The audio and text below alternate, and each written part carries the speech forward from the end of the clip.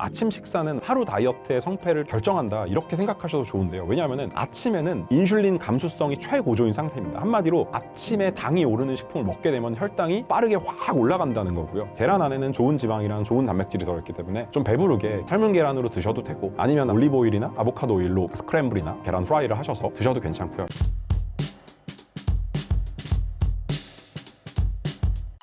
내장 지방이 위험한 이유가 무엇인가요? 진짜로 저희 회원분들도 정상 체중이니까 안 오시다가 병원에서 진단받고 오신 분들이 굉장히 많거든요. 근데 정상 체중인데 병원에서 뭐 고콜레스테롤이라든지 혈당이라든지 혈압이라든지 아니면 간이라든지 이런 데가 안 좋아서 병원에서 운동 식단 하세요 하고 오시는 분들이 굉장히 많으세요. 이분들 다 공통점이 내장 지방형이거든요. 팔다리는 굉장히 가느신데 배만 볼록 나오신 남성분들도 있고 여성분들도 있고, 특히 이제 나이가 좀 있으신 분들이 많고요. 그래서 이분들이, 여성분들 같은 경우는 특히 겉으로 보기에는 정말 말라 보였는데 이렇게 또 수치가, 각종 몸에 수치가 안 좋아서 찾아오시는 분들이 많습니다. 그만큼 여러분들이 꼭 아셔야 되는 게 나는 정상 체중인데 하고 이렇게 괜찮다고 생각하실 게 아니고, 내장지방 자체가 이게 굉장히 위험하기 때문에 여러분들이 미리 좀 예방을 하시거나 아니면 내장지방이 생겼다 그러면은 빠르게 좀 제거를 하셔야 됩니다. 먼저 내장지방이 왜 안 좋은지 아셔야 되는데요. 첫 번째는 내장지방은 만성염증을 일으킵니다. 그래서 그냥 단순히 그냥 뭐 지방이 쌓여 있는 게 아니고 염증 유발 물질, 뭐 사이토카인이라고 하는데 이런 것들을 분비합니다. 그래서 거의 뭐 호르몬 기관이라고 생각하셔도 되고, 이게 뭐 혈관, 장기, 그다음 뭐 뇌까지 영향을 줘서 만성 염증 상태를 유도하고 각종 좀 대사 질환을 일으킨다, 이렇게 보시는 게 좋고요. 그리고 제가 계속해서 이야기하는 체내 인슐린 농도를 높입니다. 그리고 인슐린이 많이 나오다 보니까는 인슐린 저항성을 유발하게 됩니다. 그래서 내장 지방이 많게 되면은 인슐린이 제 기능을 못 하게 되고요. 혈당이 그러면 잘 조절되지 않게 되죠. 그리고 체지방 분해 요소, 우리는 지방 분해 모드가 우리 몸에서 작동해야 되는데 지방 저장 모드가 작동하게 되는 겁니다. 체지방 분해 효소가 좀 억제되기 때문에. 그래서 지방이 더 잘 쌓이는 이런 악순환이 좀 발생하게 되고요. 식욕 호르몬의 교란이 생깁니다. 내장 지방이 쌓이게 되면은 렙틴이라는 이런 호르몬, 배부름 호르몬인데요. 이 렙틴이라는 호르몬이 작동하는 것을 방해하게 되고, 반대로 그렐린이라는 식욕을 돋구는 이 호르몬이 계속 하루 종일 우리를 좀 괴롭히게 됩니다. 여기 영향을 좀 많이 받게 되고요. 그래서 먹어도 포만감이 좀 안 오고요. 그 다음에 먹어도 포만감이 잘 안 오고 배고픔이 굉장히 좀 자주 오고 오래 가고 이렇게 된다라고 보시면 됩니다. 마지막으로 말씀드리겠습니다. 이 내장 지방이라는 게 진짜 위험한 게, 장기 사이에 붙어서 이게 직접적으로 좀 간이나 뭐 췌장이나 심장 주변이나 이런 데 지방이 쌓이는 게 진짜 위험한 게, 각종 장기 기능을 직접적으로 떨어뜨립니다. 그래서 뭐 우리가 흔히 알고 있는 비알코올성 지방간이라든지 뭐 췌장염이라든지 고지혈증, 심혈관계 질환, 이렇게 이미 되셔서 내장지방형으로 오시는 회원분들이 많거든요. 그래서 이 전에 내장지방이 진행되고 있다라고 하시면 빨리 여러분 지금부터 다이어트를 하셔서 내장지방을 줄이시는 게 좋습니다. 근데 제가 좀 희망적인 얘기를 여기서 말씀드리고 싶은 게, 내장지방은 우리가 다이어트를 하면요 가장 먼저 빠지는 기관입니다. 그래서 굉장히 우리 식단, 그 다음에 생활습관, 운동을 하시면은 금방 빠집니다. 그래서 내장지방이 난 진행되고 있다, 내장지방이 찌고 있다라고 하면은 설탕이랑 가공식품, 밀가루 이런 거, 술 이런 거 빨리 끊으시고, 가공식품, 배달음식 이런 거 딱 끊으시고 진짜 건강한 음식으로 채우시고 잘 주무시고 운동하시면은 금방 빠지게 됩니다.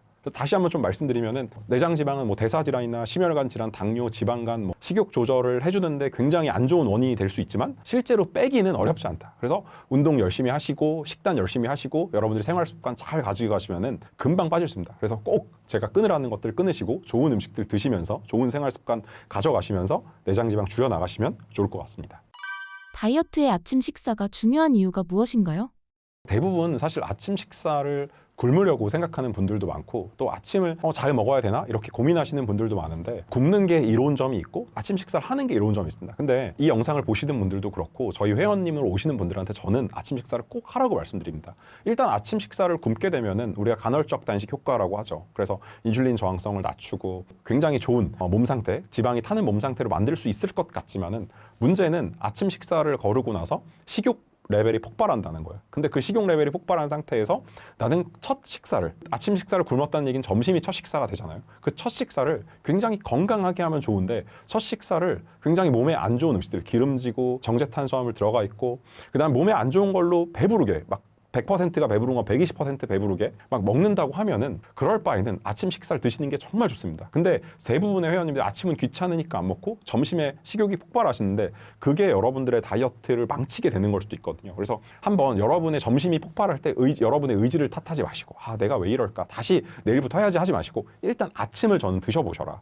그래서 아침을 꼭 드셔야 되는 분들은 점심이 폭발하시거나, 아니면은 내가 좀 다이어트를 시작하고 나서 나름 간헐적 단식을 한다고 했는데 뭐 머리가 다리가 빠지는 것 같아, 근육량이 줄어드는 것 같아, 손발톱이 깨지는 것 같아, 아니면 조금 나는 몸의 기운이 빠지는 것 같아 라고 하시면 아침을 저는 좀 건강하게 챙겨라 라고 말씀드리고 싶고요. 아침 식사는 하루 다이어트의 성패를 좀 결정한다 이렇게 생각하셔도 좋은데요. 왜냐하면 아침에는 인슐린 감수성이 최고조인 상태입니다. 한마디로 만약에 아침에 당이 오르는 식품을 먹게 되면 혈당이 빠르게 확 올라간다는 거고요. 반대로 아침에 장내 환경에 좋고 혈당이 천천히 오르고 정말 우리 몸이 흡수를 잘하기 때문에 좋은 것들을 먹으면 그 좋은 것들을 잘 흡수한다 이렇게 생각을 하시면 됩니다. 그래서 아침은 인슐린 민감도가 높고 스트레스 수치가 굉장히 높은 상태이기 때문에 좋은 아침 식사를 하셔야 됩니다. 그러면은 그 좋은 아침 식사가 어떤 거냐? 그래서 지방 연소 모드를 켜야 되는데 뭐 호르몬 대사, 그다음 식욕, 장내 미생물 이런 것들을 아침 식사로 어떻게 세팅을 하고 하루를 시작하냐 이게 중요하기 때문에 좋은 식이섬유, 좋은 단백질, 좋은 지방을 포함한 좀 균형 잡힌 아침 식사를 적당히 배부르게 좀 식사를 하시고 전 아침을 좀 시작하라 이렇게 말씀드리고 싶습니다. 그래서 다이어트 성공하려면 아침 굶지 마시고 제대로 된 아침 드셔라 이렇게 좀 여러분들이 하시면은 다이어트에 분명히 저는 성공할 거라고 생각합니다. 내장 지방을 뺄 수 있는 아침 식사 음식은 무엇인가요? 일단 우리가 아침 식사를 한다는 거는 오늘 하루를 내가 지방 저장 모드로 시작할 거냐 아니면 지방 연소 모드로 시작할 거냐 이거기 때문에 아침 식사를 어떻게 하냐가 굉장히 중요한데요. 몸에 이제 인슐린의 농도를 체내 농도를 낮게 유지하는 아침 식사를 하는 게 굉장히 중요하고요. 그 다음에 장내 미생물 그래서 장내 환경을 건강하게 시작하고 아침 식사를 하는 게 중요합니다. 그래서 우리 장내 환경에 좋고 인슐린 저항성을 낮추고 인슐린 레벨을 낮추는데 좋은 아침 식사로 좀 구성하는 방법을 제가 말씀드릴 건데요. 첫 번째는 좋은 식이섬유, 그다음 좋은 단백질, 좋은 지방을 먹어야 됩니다. 그래서 제가 좀 추천드리고 싶은 거는 일단은 좋은 식이섬유, 그래서 채소가 있고 그다음 통곡물이 있고 콩류가 있고 뭐 이런 것들이 있는데 그래서 나는 아침 식사를 좀 간단하게 좀 먹고 싶다. 그래서 대부분 좀 그릭 요거트를 많이 드시거든요. 사실 그릭 요거트가 굉장히 좋은 게 100g에 단백질이 한 10g 정도 들어있고 그 다음에 그릭 요거트는 직접적으로 우리 몸에다 좋은 유산균, 우리 장에 좋은 직접 유산균을 넣어주는 건데 무가당 그릭 요거트는 나쁜 첨가물이나 나쁜 물질이 전혀 없기 때문에 무가당 그릭 요거트에다가 견과류를 한 줌 넣는다든지 뭐 오트밀, 귀리죠 이런 것들을 뭐 조금 넣고 그다음 뭐 블루베리나 이런 것들을 넣어서 먹으면은 정말 최고의 좀 아침 식사가 될 수 있습니다. 왜냐하면 적당한 식이섬유와 그다음 적당한 또 단백질, 그다음에 또 몸에 좋은 유산균까지 넣어주는 거기 때문에 정말 좋고요. 그다음에 두 번째로 또 좋은 아침 식사를 말씀드릴 계란을 말씀드리겠습니다. 계란 안에는 좋은 지방이랑 좋은 단백질이 들어있기 때문에 좀 배부르게 계란을 삶은 계란으로 드셔도 되고 아니면 나는 올리브 오일이나 아보카도 오일로 스크램블이나 아니면 계란 후라이를 하셔서 드셔도 괜찮고요. 여기다가 또 좋은 지방을 섭취하고 싶으면 견과류나 뭐 아보카도나 이런 것들을 같이 드셔도 되고요. 또 좋은 식이섬유, 좋은 단백질을 또 섭취하고 싶으면은 뭐 병아리 콩이나 렌틸 콩으로 만든 채소랑 같이 먹는 샐러드를 드셔도 되고 이 샐러드 드레싱으로 뭐 올리브 오일이나 이런 것들 뭐 들기름이나 냉합착 들기름 이런 것들로 드레싱을 하게 되면은 굉장히 좀 신선하고 좀 건강한 아침 식사가 될 수 있을 것 같습니다. 근데 아침에 꼭 식사를 하셔야 되는 분들이 있거든요. 보시는 분들 중에 나는 식사를 꼭 해야 된다고 하면은 저는 밥을 지을 때 꼭 콩이나 통곡물이랑 같이 뭐 귀리, 보리, 뭐 렌틸콩, 병아리콩 이런 것들로 같이 좀 아침 식사를 좀 구성하셔가지고 이런 것들로 밥을 지어서 밥 100g, 150g 뭐 요 정도 괜찮으니까는 요것들랑 같이 이렇게 밥이랑 같이 뭐 두부라든지 아니면 나물이라든지 또 뭐 김치가 또 유산균이 많기 때문에 좀 괜찮거든요. 저염으로 드시게 되면 그래서 김치나 묵은지라든지 이런 것들을 같이 또 식사하시게 되면은 괜찮은 아침으로 드실 수 있습니다. 그래서 이렇게 저는 좀 좋은 식이섬유, 좋은 단백질 이런 것들이 좀 풍성한 좋은 지방까지 들어있는 그런 아침 식사를 시작하시는 게 우리 몸의 하루를 좀 지방 연소 모드로 시작하고 지방 저장 모드를 꺼놓고 좀 시작하는 아침이다라고 생각하면 좋을 것 같습니다. 특히 아침에 우리가 단백질을 잘 섭취하면은 아침에 저는 꼭 피하라고 말씀드리고 싶은 거는 고혈당 음식입니다. 혈당을 빠르게 올리는 정제 탄수화물이죠. 뭐 아침에 뭐 시리얼을 먹는다든지 아니면 과일 주스를 먹는다든지 건강해 보이지만은 사실 다 혈당이 많이 오르는 우리 하루를 지방 저장 모드로 시작하는 아침입니다. 그렇기 때문에 이런 것들 뭐 특히 아침에 떡을 드시는 분들도 많고 빵을 드시는 분들도 많은데 이게 굉장히 고혈당 음식이기 때문에 저는 좀 떡이나 좀 빵 같은 경우도 아침에 저는 드시지 말라고 좀 말씀을 드리고 싶고 인슐린을 자극하고 뭐 장내 미생물을 교란을 시킨다 이런 것들 아침에 안 드시는 게 좋고요. 또 아침부터 단백질 가공식품이나 또 뭐 제로 음식 이런 것들 드시면서 시작하는 분들도 있는데 역시 마찬가지로 우리 장내 또 환경을 교란시키고 시작하는 거기 때문에 저는 좀 그렇게 안 드시면 좋을 것 같고요. 중간에 또 아침 식사 하시고 나서 아무리 내가 좀 건강하게 시작하고 싶어 나 지방 연소 모드를 시작하고 싶어 하는데 처음 다이어트를 시작하게 되면 이렇게 아침 하고 나서 금방 좀 배가 꺼지는 느낌 그다음에 또 호르몬이 빠르게 몸이 이렇게 전환되는 게 아니기 때문에 배고플 수 있는데요. 배고플 때 저는 꼭 물을 한 잔씩 드시라고 말씀드리고 싶고 하루 종일 물을 많이 마시는 건 정말 중요하거든요. 그래서 배고프면 일단은 저는 물을 조심하시라고 하고 싶고요. 간식으로 꼭 챙겨 다니셔야 되는데 간식으로 뭐 오이라든지 당근 스틱 같은 거, 뭐 파프리카 스틱도 만들 수 있고 방울토마토도 좋고요. 그다음 삶은 계란도 괜찮고요. 그다음에 뭐 견과류라든지 아니면 볶음콩 이런 것도 괜찮으니까 이런 거 챙기셔서 좋은 건강한 좀 간식을 챙기시는 게 좋지. 아침에 이렇게 먹고 나서 배고파졌다고 점심 전에 안 좋은 거 먹으면 또 아침 그렇게 시작한 거 의미가 없으니까 좋은 간식으로 또 점심 전에 만약 배고프다 그러면 그렇게 드시면 좋을 것 같습니다. 간헐적 단식은 다이어트에 정말 도움이 되나요?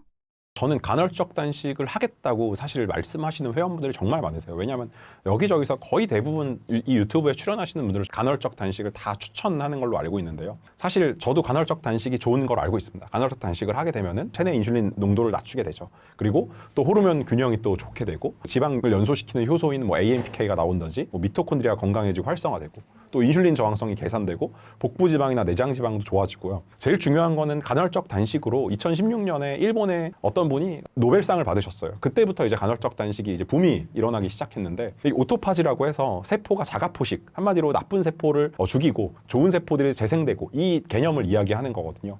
굉장히 좋은데요. 문제는 간헐적 단식을 하셔야 되는 분들이 있고 하지 말아야 되는 분들이 있는데 아마 이 영상을 보시는 분들 또 저희 회원님들도 하지 말아야 되는 분들에 속하시는 분들이 굉장히 많으실 거예요. 그러니까 간헐적 단식을 하실 거면은 먹는 시간, 어떤 분들은 뭐 16대 8을 하시고 어떤 분들은 18대 6을 하시고 어떤 분들은 뭐 23대 1까지 하시는 분들도 있고 심지어 한 2, 3일은 굶으시고 또 한 4, 5일만 드시는 분들도 있는데 먹는 시간이 굉장히 중요합니다. 이 먹는 시간 동안 좋은 것들을 드셔야 됩니다. 근데 간헐적 단식을 한다고 먹는 시간 동안 마음껏 정제탄수화물, 나쁜 기름 섞여 있는 그런 음식들을 마음껏 잔뜩 드시는 분들을 제가 엄청 많이 봤습니다. 왜? 간헐적 단식을 했으니까 좋은 걸 하나 하니까 이 8시간, 6시간 동안 나쁜 거 먹어도 괜찮아라고 생각하세요.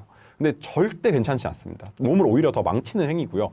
간헐적 단식을 하실 거면은 이 시간 동안 좋은 것들을 드셔야 됩니다. 제가 계속 말씀드리는 좋은 식이섬유, 좋은 단백질, 좋은 지방으로 내가 채울 수 있다. 라고 하면은, 그리고 이 식단 제외하고도 좋은 운동이라든지 아니면 생활 습관, 물을 잘 드시고 또 잠을 잘 주무시고 이런 것들도 할 수 있으면 간헐적 단식의 효과를 제대로 볼 수 있는데 대부분이 이걸 못 하신다는 거예요. 그래서 하면 안 되는 분들은 이렇게 나는 단식하는 시간 동안 나는 16시간 단식을 한다. 나는 23시간 단식을 한다. 이 단식하는 시간 동안 단식이 끝나고 먹을 것만 계속 생각하세요. 끝나고 피자 먹어야지. 끝나고 햄버거 먹어야지. 이런 분들은 절대 하시면 안 돼요. 그렇게 여러분들의 의지가 약해서가 아니고요. 아직 단식을 할 준비가 안 되신 거예요.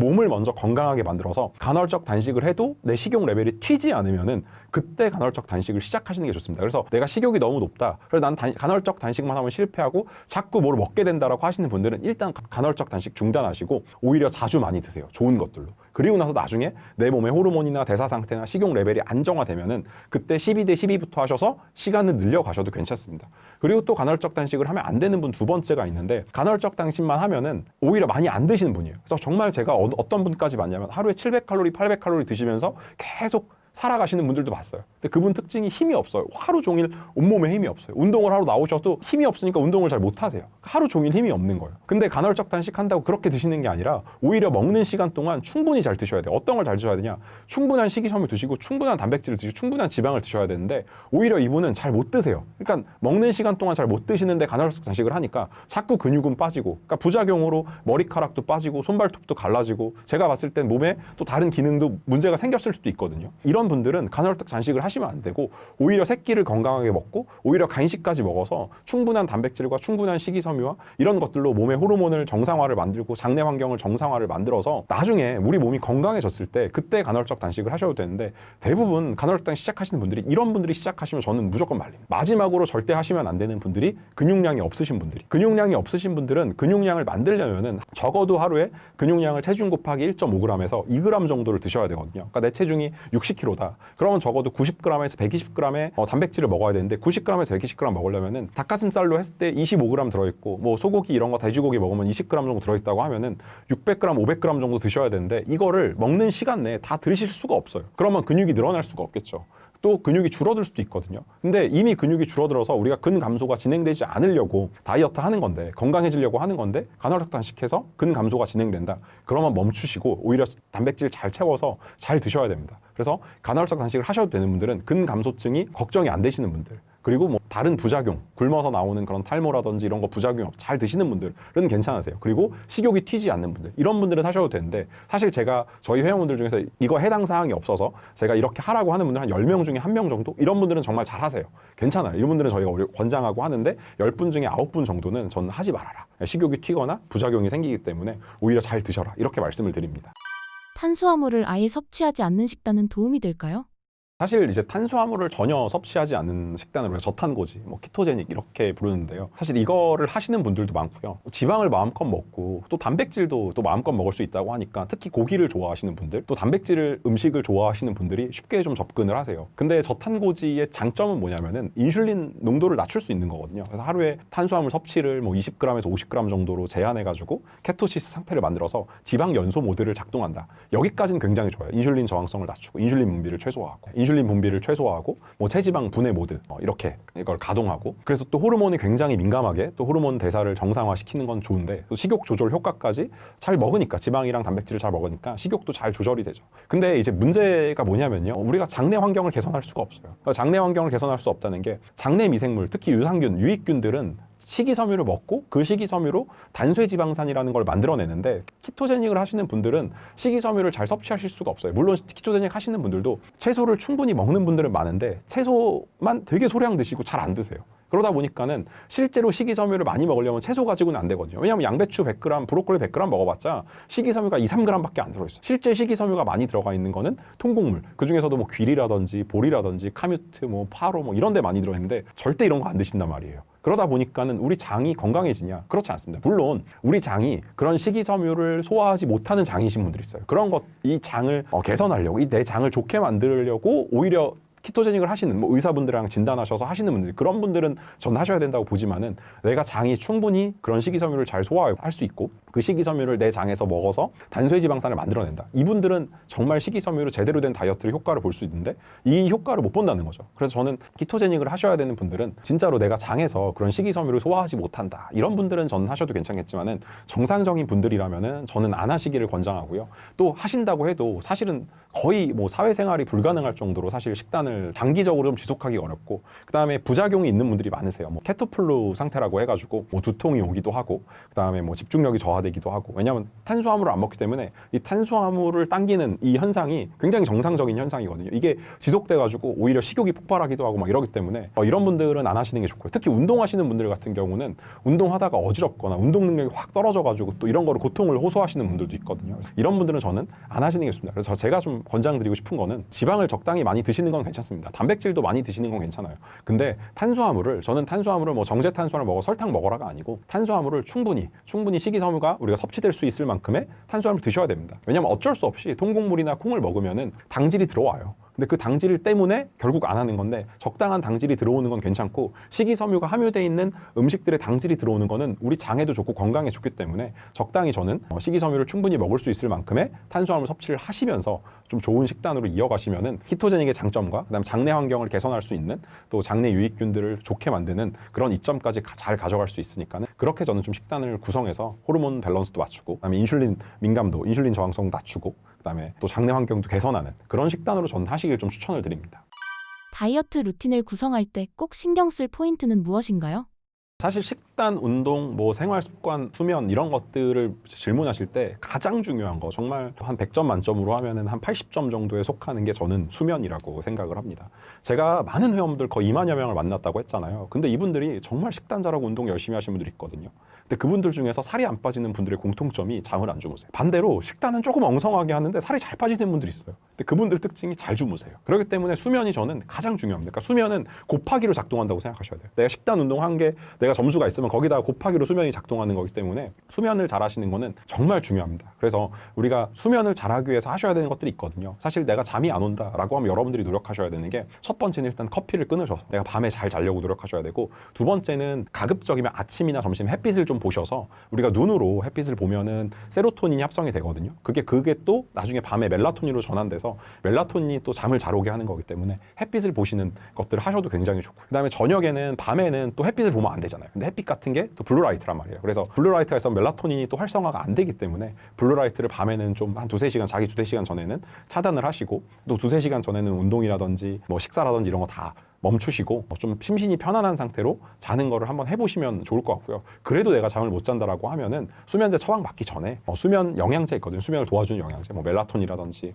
가바라든지 테아닌 같은 거 좀 도움을 받으셔도 저는 좋을 것 같습니다. 그다음 수면 다음으로 제가 꼭 말씀드리고 싶은 게 식단입니다. 그래서 식단에서는 제가 계속 말씀드리지만은 좋은 아침 식사를 하고 나머지 점심 저녁까지 풍부한 식사까지 식이섬유를 좀 풍성하게 구성하시고 진짜 음식으로 단백질 채우시고 좋은 지방까지 같이 드셔가지고 진짜 음식들로 세 끼를 풍성한 식이섬유, 풍성한 단백질, 좋은 지방까지 해서 세 끼를 잘 드시라고 제가 말씀드리고 싶고 또 물을 잘 안 드시는 분들이 있어요. 근데 물은 정말 우리 다이어트에도 중요하고 건강에도 중요하거든요. 그래서 꼭 저는 하루에 최소한 2리터 그리고 내가 체중이 좀 나간다, 한 70kg, 80kg 이상 나간다 하시는 분들은 3리터까지 드셔도 괜찮으니까 물을 중간중간에 좀 컵으로 받으셔도 되고 아니면 여러분 텀블러에다가 받으셔서 수시로 드시는 습관을 가지면은 진짜 피부도 좋아지고요. 장 환경도 좋아지고 금방 좀 다이어트가 잘 되는 거를 더 느끼실 수 있습니다. 만약에 여러분들이 운동을 하신다고 하면은 제가 꼭 말씀드리고 싶은 거는 심장이 뛰는 운동을 하라고 말씀드리고 싶어요. 그러니까 심장이 정말 최대로 뛰는 운동이 지금 당장 칼로리가 소모되는 게 아니라 운동을 바라볼 때 중요한 게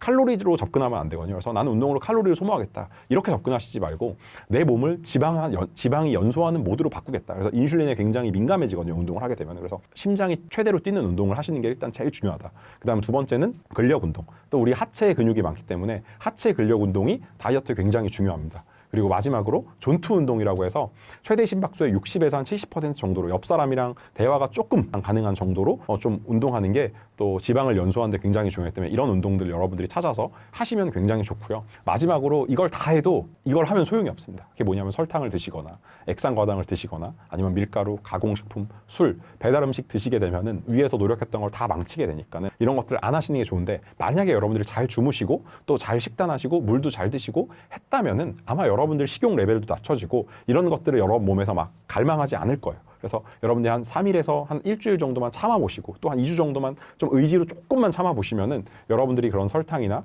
좀 자극적인 음식 먹고 싶은 생각이 많이 줄어들 겁니다. 그리고 스트레스 관리를 하는 게 다이어트 굉장히 중요한데 스트레스 관리에서 가장 중요한 게 수면이에요. 그 다음에 두 번째로 운동을 하게 되면 스트레스 레벨이 좀 줄어들게 됩니다. 그래서 저는 스트레스 관리에는 여러분들이 가장 좋아하는 운동을 하시고 잘 주무셔라 이렇게 좀 말씀을 하고 싶고요. 운동만큼 또 중요한 게 자주 움직이는 거거든요. 그래서 앉아서 일하시는 분들 또 그리고 가만히 누워 계신 분들 적어도 저는 1시간에 한 번 정도는 5분에서 10분 정도 뭐 스트레칭이라든지 잠시 뭐 화장실에 갔다 온다든지 해서 1시간 운동하는 것보다 하루에 중간중간에 걸어서 제가 뭐 6,000보 걸어라 7,000보 걸어라라고 얘기하는데 이게 한 번에 점심 식사 끝나고 저녁 식사 끝나고 걷는 것도 중요하지만은 틈틈이 좀 걸어줘라 움직여라 자주 움직여라 이렇게 말씀드리고 싶습니다. 실제로 우리가 살이 잘 안 찌는 체질이라고 생각하시는 분들 보면은 거의 자주 움직이세요.